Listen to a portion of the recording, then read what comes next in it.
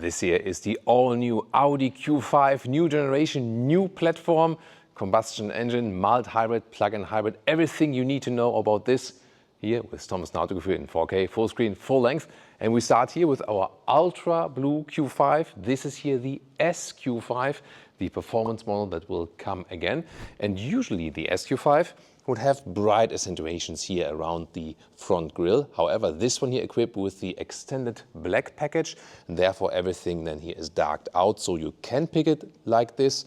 Also then here with the darkened out Audi rings, but you do not have to do that. In general, the new Q5 generation is more aerodynamic, so small optimizations here and there, even in the underfloor and so on and so on, and supposed to bring you more efficiency. Soon more to that when we talk about the engines under the hood.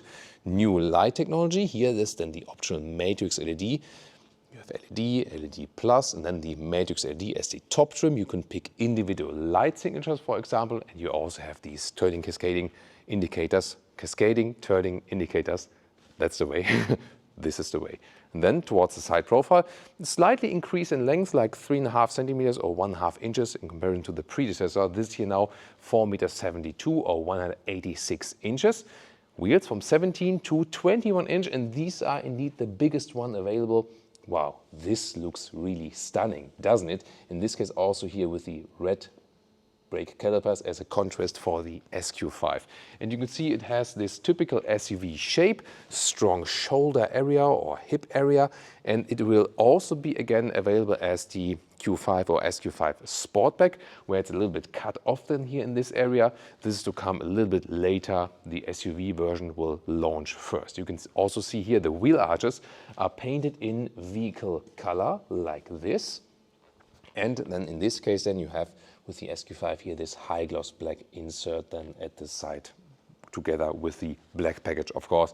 As I said, usually it would look a little bit more brighter, contrastish, but this is then this more sinister look. Suspension wise, you get a fixed base suspension, a fixed sports suspension. However, they already have a passive dampening with the frequency adaptive dampers. That means depending on the amplitude, like a strong or like a, you have a wave or you have cobblestones, it basically has a wider span of comfort and sportiness, but in a passive way. You cannot adjust it actively. However, you can still do that if you go for the optional air suspension, which we also have equipped here with our SQ5 here today. And that one then, when you select the sport mode, it gets stiffer, comfort mode gets softer and so on. Air suspension in this segment of course always pretty cool. The GLC is also offering that from Mercedes. And yeah, Leah just said like, wait a minute, isn't that like a little bit of Mercedes GLC form here now on the rear? Yeah, maybe a little bit, but the difference is that Audi works here also with these overlapping features, whereas the GLC more looks like an egg shape in the rear. So this is like here, this overlapping thing that is still special for Audi. And one thing they want to do with that is here, highlight the light technology, because Audi says now, we are a light brand. Not like light and, like not strong, but lights, like a brand for light signatures and so on, yeah. And one thing they do, for example, you bought the matrix LED as an option, and on top of that, you can buy the OLED, the organic LED. No, it's not alive, and you don't, it's nothing about animal rights or something. They're dead, but they're still called organic LED, and you can see they seem to be alive, because even here stationary, they change a little bit, and this is here the approaching light. So here, you can see here, they change a little bit like this, statically already. And then sometimes when, it's working better with vehicles, but here when the sensors are blocked, I try to be a vehicle now, let's see. Sometimes it works better when, it works better when there's a car behind, but you've just seen it, and there's like this approaching light basically. This is very interesting, because this signals like when someone is getting too close to you, and there are these guys that always need to drive like this close to you, even also at the traffic light, and then they say like, hey, wait a minute, stop, that's getting too close. And yeah, why not? And this communication, there it is again. You can see this kind of like fills up. So that's very interesting. Yeah, there we go. Leah has the magic. And even more interesting, look at that. This is the normal rear braking light here on the top. but underneath there is a new projection light, and you can see that when I'm now getting inside and hit the brake. So there we go. So now look at that. So you have the normal rear braking light, and then this additional projection that looks really fancy, doesn't it? And it is projected in the windscreen, but when you look at it from the lower part, you can also see where it is actually coming from. So yeah, great filming by Leah as well. So this is a very interesting light idea, and also when we hit the turning indicators, you can see this cascading form once again. And just checking, is this also like this? There is this triangle. So this is an additional warning. This is also something they want to introduce here with the new light technology and so on. So say like, hey, warning for everyone behind you. For example, also when you do an emergency braking, this could also be something that could be used. So yeah, very interesting ideas. And I mean, I'm really a fan of this projection. Could we see that very well? What was it good? Yeah. It's, pretty cool ideas, definitely. I mean, these are not features that are a must-have. They are a can-have, but I have to say, why not? What do you think? And yeah, it's the SQ5, the 3-liter V6, and there we can also see the massive exhaust. They look pretty cool, don't they? Left and right. 1, 2, 3, 4, 5. Yeah, sorry. I mean, with all the details and so on, sometimes counting goes wrong. 1, 2, 3, 4. That's it. A fifth one, I don't know. Maybe in the middle. Mehr med der Teugung.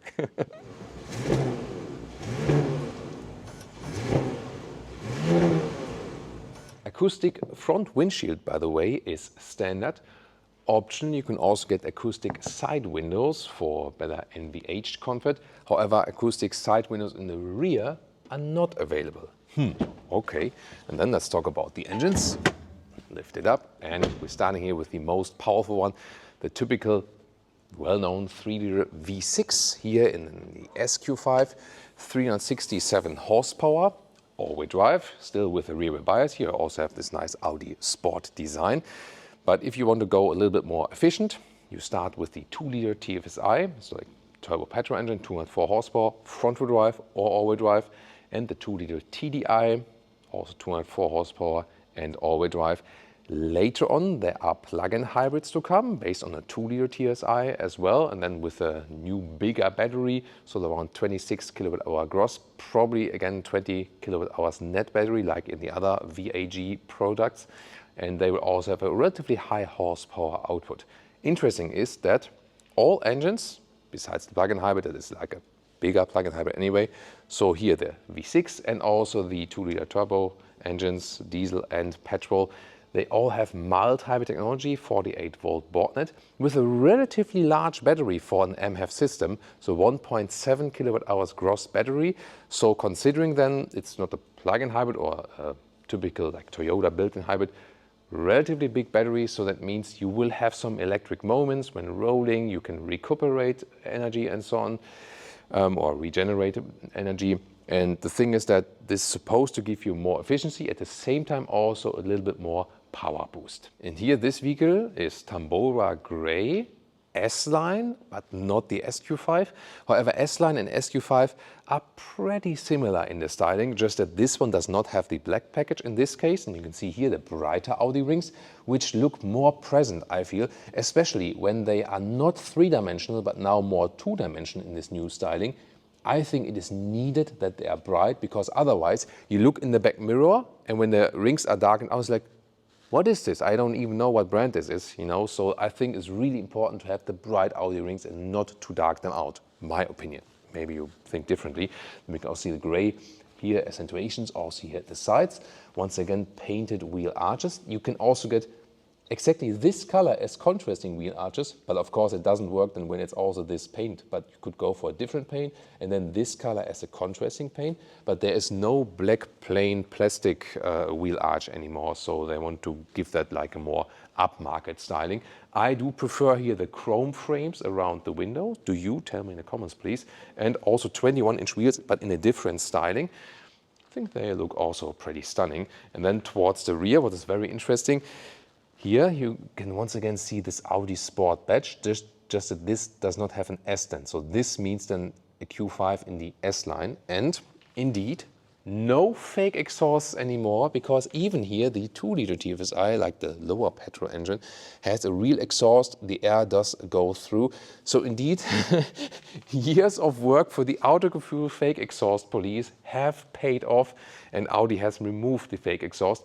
It was such an interesting story behind it, because with the Q5 facelift that was introduced a couple of years ago, they actually improved the fake exhaust and made them, you know, like an edge inside, that they look more real as a fake. And then, you know, obviously all the customers and so on, and also we thought that's too much, and Audi realized that, got our feedback also from you in our comment section, and said, okay, we go for the real exhaust stuff again. And yeah, you can buy our merch now. This is like the 4K Let's Go t-shirt. You can get this one now. It's out now in our shop. It's under the video and also linked in the pinned comment video description. And of course, we still have our famous fake exhaust police t-shirt. You can get this too. And Leah discovered a very nice feature here with these wheel caps. Look at that. You can actually turn them, and then they return to the original stage again. That's nice. Yeah, a little bit Rolls-Royce styling. What about that? Onto the interior, matte. Black key, I like it actually, light, but still feels classy. Door closing sound. That's nice. Also check out the rear. Also pretty good, so I like that. Then inside of the doors, and we'll give you 2 different interiors very soon. Here, this is like somewhat soft touch, not super hard, but also not very soft. Then in this case here, with this trim, we have the microfiber on the inside. This complaining the key is not in the vehicle now. And what I like here, the matte black, so no high gloss black or something. This looks actually quite fancy. Here, this control of the seat memory function, and also light that went on the inside of the doors. This has pro and con. I'm soon going to show you why. Inside of the door is, however, not covered with felt or something. There's just a rubber pad on the lower ground. And then you can see S-line. So we have an S-line entry badge. And also the steering wheel, but this is also pretty similar then to the real S model. And we have this new curved panoramic screen. We already know it from the Audi Q6 e-tron, and this has been basically carried over. Soon more to that. Interesting also here, this decor element, different ones are available. This is, I would say it's okay. Why not? It looks a little bit plastic-y, I would feel. But in the SQ5 I also have a different decor element, which looks a little bit fancier. I'm soon going to show that to you. Seat from the comfort here is actually quite good. Then here, 189, 6'2", still a lot of headroom left, although this is here the panoramic roof. And this is also still a panoramic roof you can actually open. So yeah, that leaves a lot of air in. That's actually pretty fancy. Audi Q5 convertible, right? Seats, you get base fabric seats or the sport seats, S-line or SQ5. These are the one here with the integrated head restraint and this stamped in S logo. And they are available here, for example, also with the microfiber Dynamica. Dynamica is the company producing that. Isofix on here on the front seat as well, passenger side. So this would also be my favorite option. Very nice, you know, from the stitching here as well, you know, in this styling. So I really like this quilted styling. Animal-free seats, well, only the base fabric seats, but Audi does not offer an animal-free interior, also not from the steering wheel yet. So there needs to be done from Audi, you know, needs to be done more from Audi in that respect. Then the steering wheel itself has a very nice size, I would feel, and has capacitive buttons on it, but you feel the feedback. And this is then here, screens. So you have standard here, this curved unit, and this is basically split in 12-inch on the left, 14.5 central, now Android Automotive base on the back end side, and then optional, the one you can see here, the passenger screen, then yeah, like this, 11-inch or 10.9 to be exact. And this is an option. You do not have to go for that one. There would be like a decor element otherwise at this place. There's always a discussion, do you need it or not? I don't feel a necessity for it. Some others like it. Yeah, and then YouTube streaming is, by the way, now also possible with this vehicle. Here they still have a manual volume knob like this, at least. Drive select for the drive modes. You can click here and also click it through, so that is possible, otherwise in the infotainment. And then here, 2 USB-C chargers or inductive charging pads. This also has some cooling holes against overheating. Then the cup holders are adaptive and also with a nice ambient lighting integration. Also, this whole middle console has this slight ambient lighting integration. This is the shifting lever, D or S, sport mode or reverse for forward. Then you have this middle console right here. You can fold it up. This, I think, will be redesigned later on because underneath here, this is for these prototype vehicles. They have like this fail-safe switch because it's like, you know, when you have these first prototype vehicles, they need to have these safety mechanisms in place. That's, you know, by law. So I think this will be a little bit lower than in the very final model. And here you can also adjust the armrest in here in height. So here when the door is open very wide and you reach for it like this, then you're basically touching these command fields here. So you have to remind yourself, yeah, but this can be too wide when the door is really open. And I have already long arms, you know, so this is like one of the problems here with this unit, this control unit, when it's at the inside of the doors right there. Then the driver POV right here. Once again, 2-dimensional Audi rings. Here you can adjust, for example, the view in the digital instruments. They are very clear to read, so that's actually fine.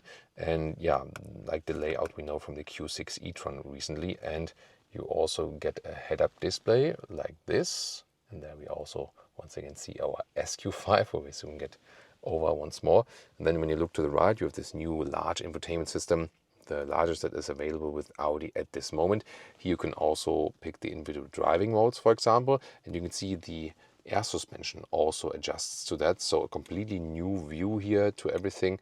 This is then here this standard main menu like this. Climate unit is in the lower part. You click it here, for example. My fingers are not particularly short, but then here, what am I supposed to do with the rest of my hand? Then like do like this or like that? So I mean, there needs to be space to, you know, like to make a finger.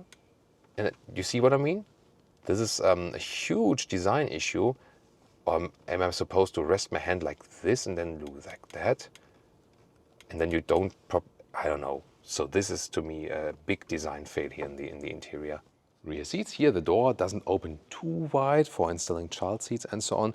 Then the door on the inside, yeah, somewhat soft touch on the top part, not too soft though. Then here also have the microfiber inserts here, and this very trim. That's actually quite cool. And yeah, I like this, you know, more matte effect here. That's not all high gloss black, so I would favor this trim. No covering at the inside of the doors though, just a small rubber pad at the very lower bottom. Then also then the microfiber inserts here in this trim, also on the seats in the rear. And ISOFIX on the outsides each, and this is here the lever to control the back part of the seat. So you can have different positions than here. And let's see about the space. So behind the seats as I would be driving, you see you can use this recess here. It is close as for the legroom. Yeah, it does fit, but barely, I would say. And headroom with 189s, 6'2". Here with the panoramic roof, also barely fits, so it's not too much space in the rear. You can move this bench, by the way, so that's possible here front and back, so you can get a little more trunk space by that, for example. And as I said here, you can also move the inclination like this or more backward. The comfort itself on the back seats is actually fine, just yeah, that it's not too much space. In the middle part you can also sit, yeah, but it's definitely stiffer than here. Usually you have the outside seats then for most comfort. Then you can slide this down here, and they're adaptive cup holders. That's actually quite nice. So like this, and you can also press the button here and then use this one here as a single ski hatch to load things through. Then you have here 2 USB-C chargers in the top, and here also a separate climate unit for the rear. Then to the trunk or the boot or the Kofferraum, then we have all the different languages. Kofferraum, listen and repeat. Kofferraum is like luggage room would be the direct translation German to English. Kofferraum it is. Some German lessons always here. Then here we can see is approximately a meter or 40 inches in width, and yeah, a little bit less than a meter or 40 inches in length. And the height here is about 74 centimeters or 29 inches. And I have already removed here this shelf on the top part, which is very interesting. I'm soon going to show that to you here. for example, we can deploy the towing hook underneath, then it comes out. There we go.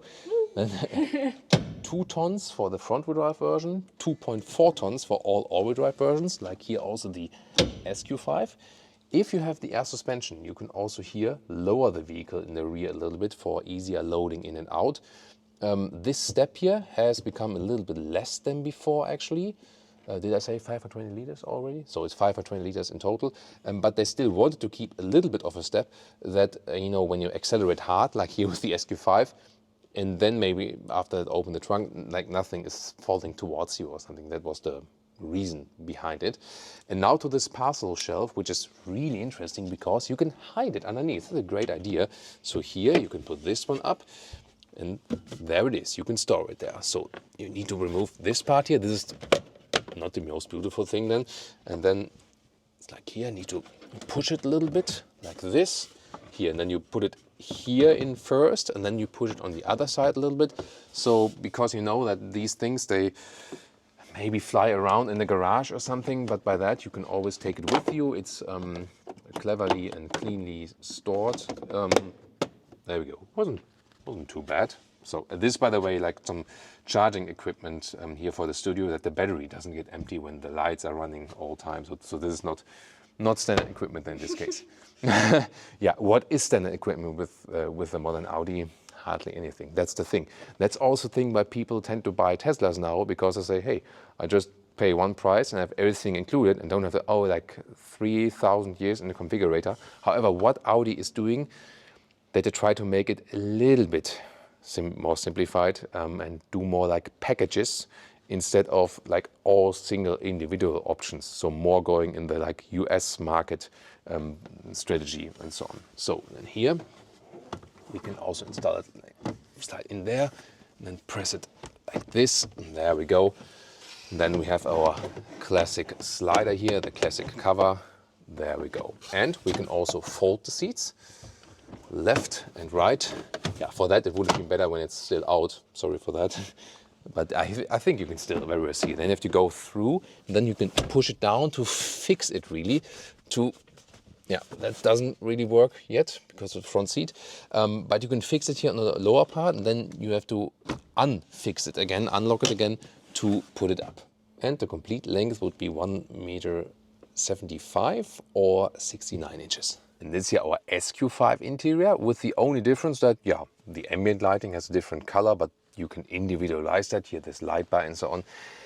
Well, the only real difference is here, the different deco element, but you can also choose that. In this case here, it's like an open cell carbon fiber, I would say. So this does not have this typical covering, this high gloss covering. You can really feel the carbon fiber, and I think that's actually a little bit cooler. But yeah, you can switch deco elements and ambient lighting colors anyway, so I really have to say that S-line and SQ5 interior are more or less the same. Tell me, what do you think about the all-new Audi Q5? And the big question will be, of course, how does it rate to the competitors, either the Mercedes GLC or also the recently revealed BMW X3?